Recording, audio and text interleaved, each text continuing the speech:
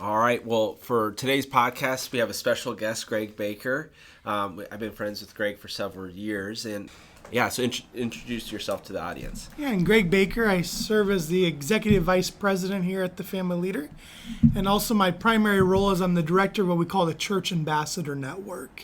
And Church Ambassador Network is a network of 1,800 churches all around Iowa from the Mississippi to the Missouri River, and also replicated in 11 other states. And what the Church Ambassador Network does is it connects the shepherds of God's church, which is pastor. Pastor is just a Latin word for shepherd, with the shepherded government, which historically has been a king. So if you read the Bible, you study your history books, it's a lot of monarchs, and sometimes the monarch's got a funny name like Caesar or Pharaoh. Sure. But at the end of the day, he's a king.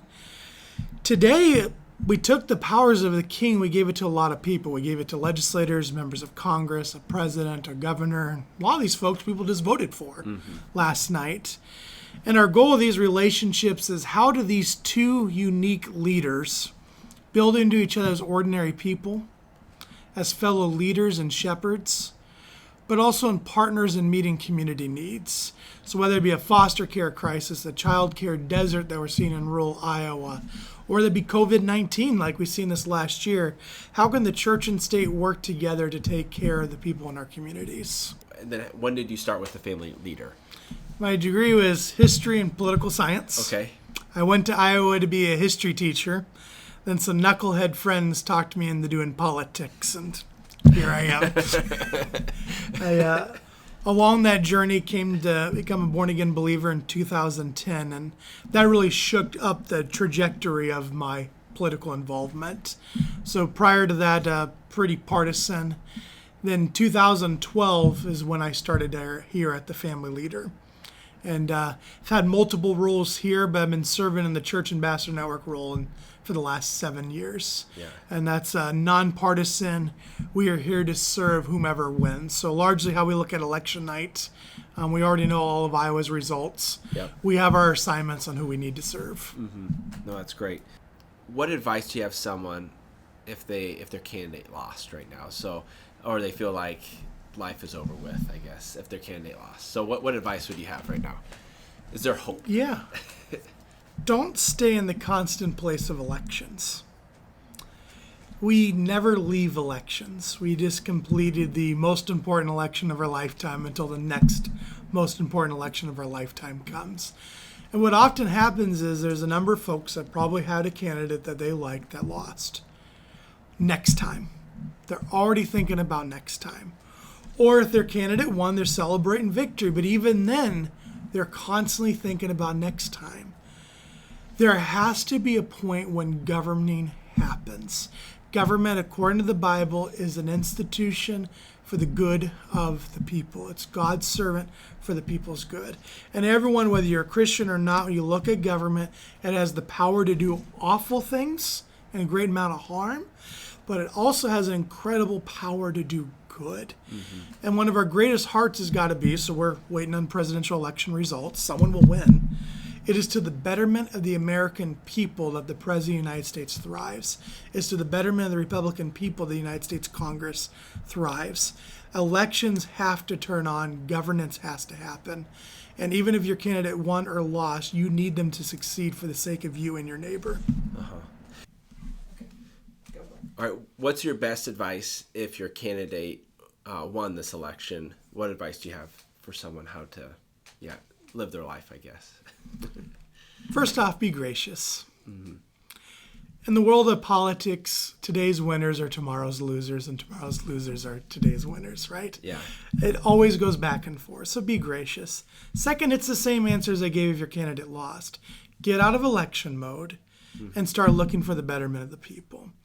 And one of the greatest encouragements I can really offer just this election too is we all have friends that vote differently than us. And if you don't, get a friend that votes differently than you, seriously.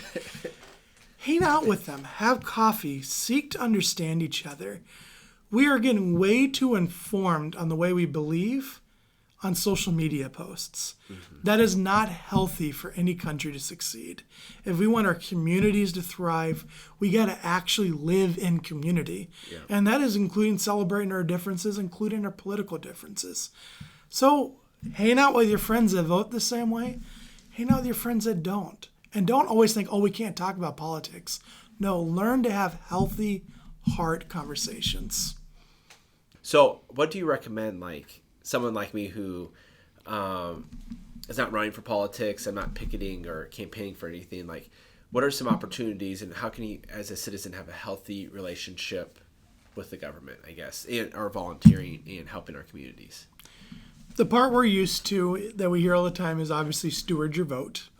You're blessed to live in a country where you get to choose your governing authorities.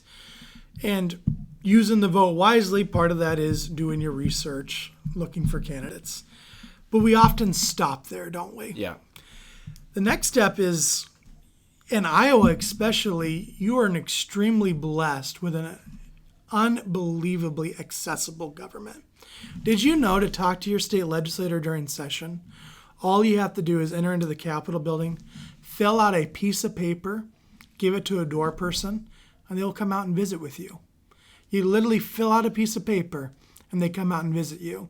You don't have to make an appointment. In other states, you don't have that opportunity. So in Iowa, a state senator represents 60,000 people. A state senator in California represents 900,000 people. More people than a U.S. congressman. So in Iowa, they want to hear from you. They want to have that access. If there's a passion on your heart that would better your community, go to the Capitol. It is not an easier place to do. And what you'll also find there's this kind community of people that work up there on a day-to-day basis that actually help everyday Iowans that come up and want to connect with their governing authorities. It's one of the easiest places to do that. And if your legislator is that accessible, your city council is significantly more. A lot of times your city council person's your neighbor. Yeah. Check in on them. And the Bible commands us to pray for those in authority because it says when they succeed, the people succeed. Yep. So obviously pray for them. Yep.